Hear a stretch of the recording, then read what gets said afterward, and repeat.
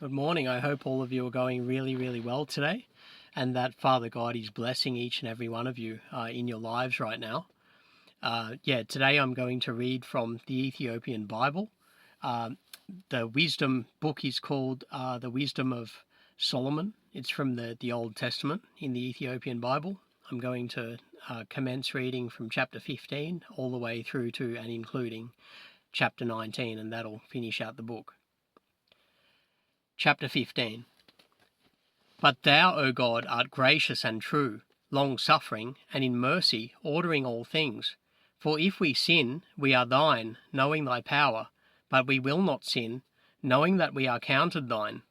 For to know thee is perfect righteousness, yea, to know thy power is the root of immortality. For neither did the mischievous invention of men deceive us, nor an image spotted with diverse colours, the painter's fruitless labour. The sight whereof enticeth fools to lust after it, and so they desire the form of a dead image, that hath no breath. Both they that make them, they that desire them, and they that worship them, are lovers of evil things, and are worthy to have such things to trust upon. For the potter, tempering soft earth, fashioneth every vessel with much labour for our service. Yea, of the same clay he maketh both the vessels that serve for clean uses, and likewise also all such as serve to the contrary. But what is the use of either sort? The potter himself is the judge, and employing his labours lewdly, he maketh a vain god of the same clay, even he which a little before was made of earth himself, and within a little while after returneth to the same, out when his life, which was lent him, shall be demanded. Notwithstanding his care is, not that he shall have much labour, nor that his life is short, but striveth to excel goldsmiths and silversmiths, and endeavoureth to do like the workers in brass, and counteth it his glory to make counterfeit things.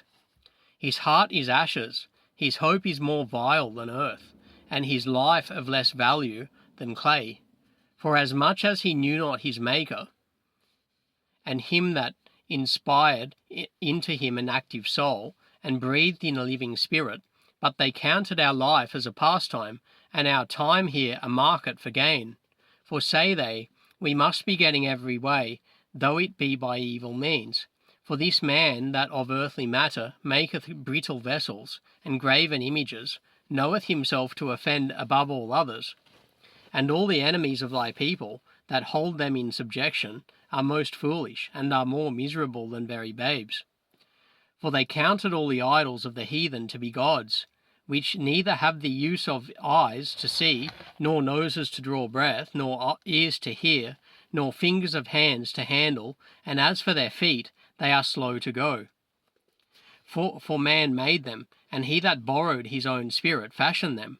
But no man can make a god like unto himself. For being mortal, he worketh a dead thing with wicked hands. For he himself is better than the things which he worshippeth. Whereas he lived once, but they never.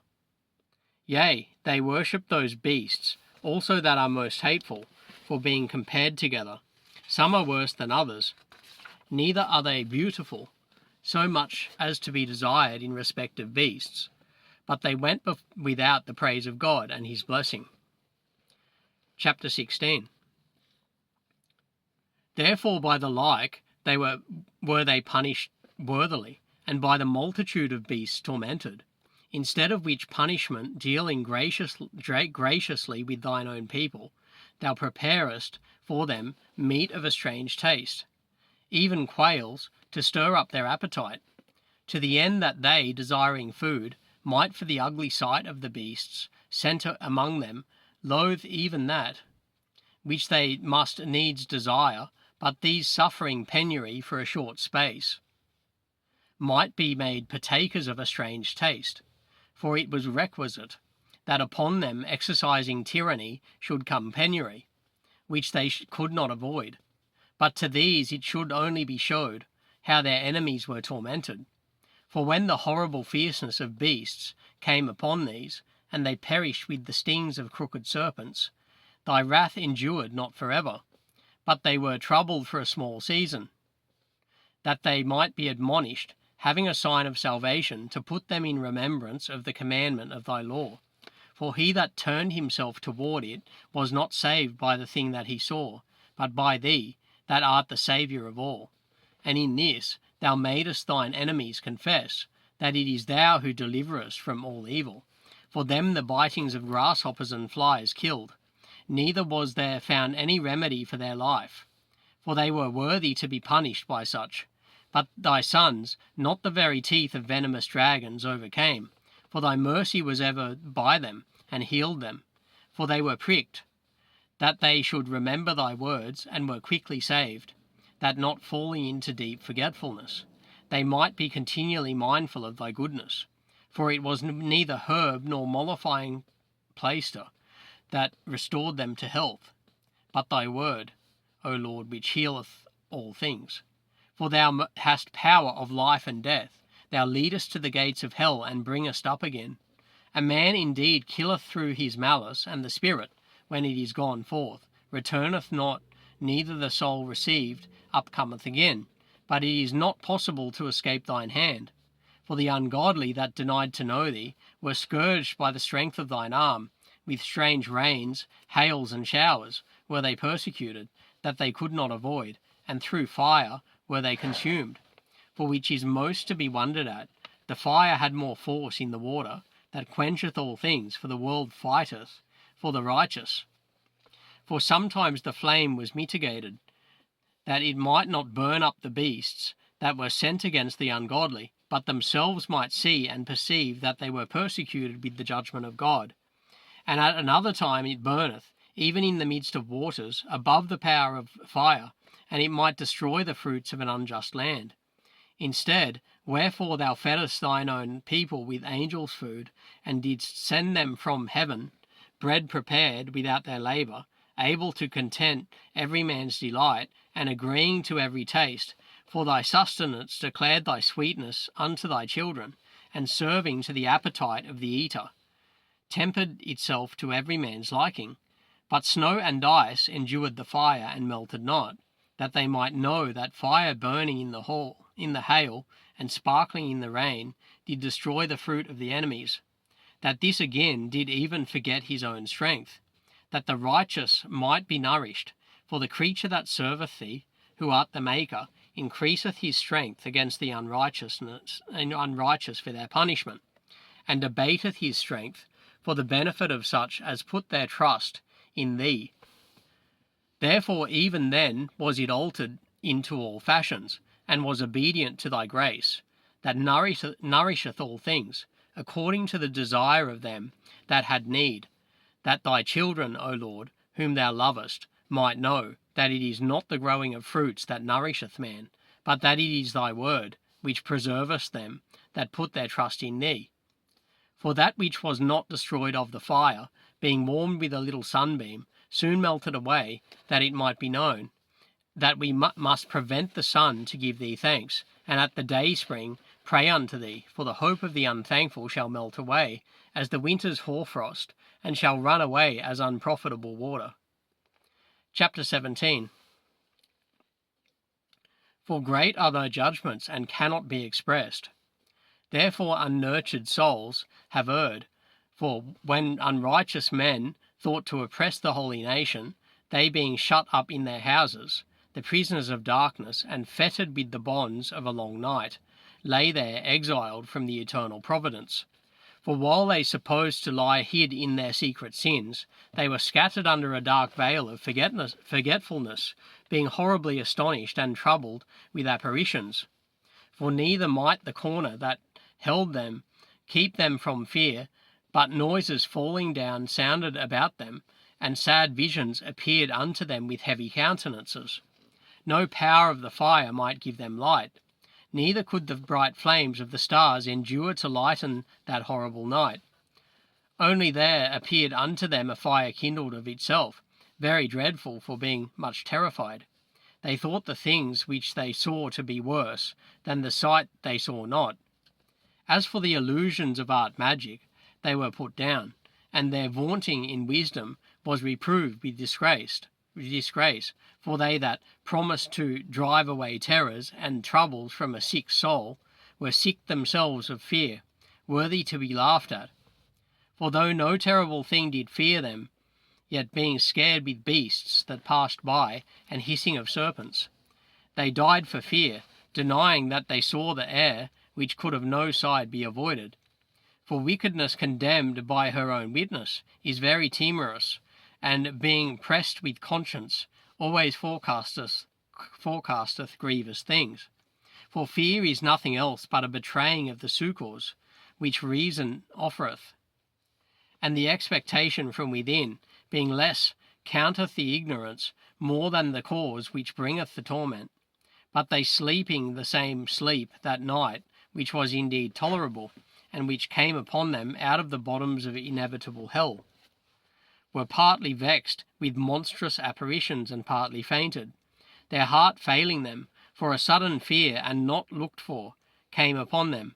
So then whosoever there fell down was straitly kept, shut up in a prison without iron bars. For whether he were husbandman, or shepherd, or a labourer in the field, he was overtaken, and endured that necessity which could not be avoided. For they were all bound with one chain of darkness, whether it were a whistling wind, or a melodious noise of birds among the spreading branches, or a pleasing fall of water running violently, or a terrible sound of stones cast down, or a running that could not be seen of skipping beasts, or a roaring voice of most savage wild beasts, or a rebounding echo from the hollow mountains. These things made them to swoon for fear. For the whole world shined with clear light, and none were hindered in their labour. Over them only was spread a heavy night, an image of darkness, which should afterward receive them, but yet were they unto themselves more grievous than the darkness. Chapter 18. Nevertheless thy saints had a very great light, whose voice they hearing, and not seeing their shape, because they also had not suffered the same things, they counted them happy. But for that they did not hurt them now, of whom they had been wronged before. They thanked them and besought them pardon for that they had been enemies. Instead whereof thou gavest them a burning pillar of fire, both to be a guide of the unknown journey, and a harmless sun to entertain them honourably. For they were worthy to be deprived of light, and imprisoned in darkness, who had kept thy sons shut up, by whom the uncorrupt light of the law was to be given unto the world. And when they had determined to slay the babes of the saints, one child being cast forth and saved to reprove them, thou tookest away the multitude of their children, and destroyest them altogether in a mighty water. Of that night were our fathers certified afore, that assuredly knowing unto what oaths they had given credence, they might afterwards be of good cheer. So of thy people was accepted both the salvation of the righteous and destruction of the enemies. For wherewith thou didst punish our adversaries, by the same thou didst glorify us, whom thou hadst called. For the righteous children of good men did sacrifice secretly, and with one consent made a holy law, that the saints should be like partakers of the same good and evil, the fathers now singing out the songs of praise. But on the other side there sounded an ill-according cry of the enemies, and a lamentable noise was carried abroad for children that were bewailed. The master and the servant were punished after one manner, and like as the king. So suffered the common person, so they all together had innumerable dead with one kind of death, neither were the living sufficient to bury them. For in one moment the noblest offspring of them was destroyed. For whereas they would not believe anything by reason of the enchantments upon the destruction of the firstborn, they acknowledged this people to be the sons of God. For while all things were in quiet silence, and that night was in the midst of her swift course, thine almighty word leapt down from heaven out of thy royal throne, as a fierce man of war into the midst of a land of destruction, and brought thine unfeigned commandment as a sharp sword, and standing up filled all things with death, and it touched the heaven, but it stood upon the earth. Then suddenly visions of horrible dreams troubled them sore, and terrors came upon them unlooked for. And one thrown here and another there, half dead, showed the cause of his death. For the dreams that troubled them did foreshow this, lest they should perish, and not know why they were afflicted. Yea, the tasting of death touched the righteous also, and there was a destruction of the multitude in the wilderness. But the wrath endured not long. For then the blameless man made haste, and stood forth to defend them, and bringing the shield of his proper ministry, even prayer, and the propitiation of incense, set himself against the wrath, and so brought the calamity to an end. Declaring that he was thy servant, so he overcame the destroyer, not with strength of body, nor force of arms, but with a word subdued him that punished, alleging the oaths and covenants made with the fathers. For when the dead were now fallen down by heaps, one upon another, standing between he stayed the wrath, and parted the way to the living. For in the long garment was the whole world, and in the 4 rows of the stones was the glory of the fathers graven, and thy majesty upon the diadem of his head. Unto these the destroyer gave place, and was afraid of them, for it was enough that they only tasted of the wrath. Chapter 19. As for the ungodly, wrath came upon them without mercy unto the end, for he knew before what they would do, how that having given them leave to depart, and sent them hastily away, they would repent and pursue them. For whilst they were yet mourning, and making lamentation at the graves of the dead, they added another foolish device, and pursued them as fugitives, whom they had entreated to be gone. For the destiny whereof they were worthy drew them unto this end, and made them forget the things that had already happened, that they might fulfill the punishment which was wanting to their torments, and that thy people might pass a wonderful way, but they might find a strange death. For the whole creature in his proper kind was fashioned again anew, serving the peculiar commandments that were given unto them, that thy children might be kept without hurt. As namely a cloud shadowing the camp, and where water stood before, dry land appeared, and out of the Red Sea a way without impediment, and out of the violent stream a green field, wherethrough all the people went that were defended with thy hand, seeing thy marvellous strange wonders. For they went at large like horses, and leapt like lambs, praising thee, O Lord, who hadst delivered them. For they were yet mindful of the things that were done while they sojourned in the strange land, how the ground brought forth flies instead of cattle, and how the river cast up a multitude of frogs instead of fishes. But afterwards they saw a new generation of fowls, when being led with their appetite, they asked delicate meats. For quails came up unto them from the sea for their contentment. And punishments came upon the sinners, not without former signs by the force of thunders. For they suffered justly according to their own wickedness, insomuch as they used a more hard and hateful behaviour towards strangers. For the Sodomites did not receive those whom they knew not when they came, but these brought friends into bondage that had well deserved of them. And not only those, but peradventure some respect shall be had of those because they used strangers not friendly. But these very grievously afflicted them whom they had received with feastings, and were already made partakers of the same laws with them. Therefore even with blindness were these stricken, as those were at the doors of the righteous man. When being compassed about with horrible great darkness, every one sought the passage of his own doors. For the elements were changed in themselves by a kind of harmony, like as in a psaltery. Notes change the name of the tune, and yet are always sounds which may well be perceived by the sight of the things that have been done. For earthly things were turned into water, and the things that before swam in the water now went up on the ground. The fire had power in the water, forgetting his own virtue, and the water forgat his own quenching nature. On the other side, the flames wasted not the flesh of the corruptible living things, though they walked therein, neither melted they the icy kind of heavenly meat, that was of nature apt to melt. For in all things, O Lord, thou didst magnify thy people, and glorify them. Neither didst thou lightly regard them, but didst assist them in every time and place. So that concludes my reading today from the Ethiopian Bible, the Wisdom of Solomon from the Old Testament of the Ethiopian Bible. I read chapter 15 through to and including chapter 19. So next book of the Bible I'll read will probably be from the Ethiopian Bible. And but I'll let you know going forward what that's going to be anyway. So God bless all of you today. And I hope you're all going really well, and all of you have a blessed day.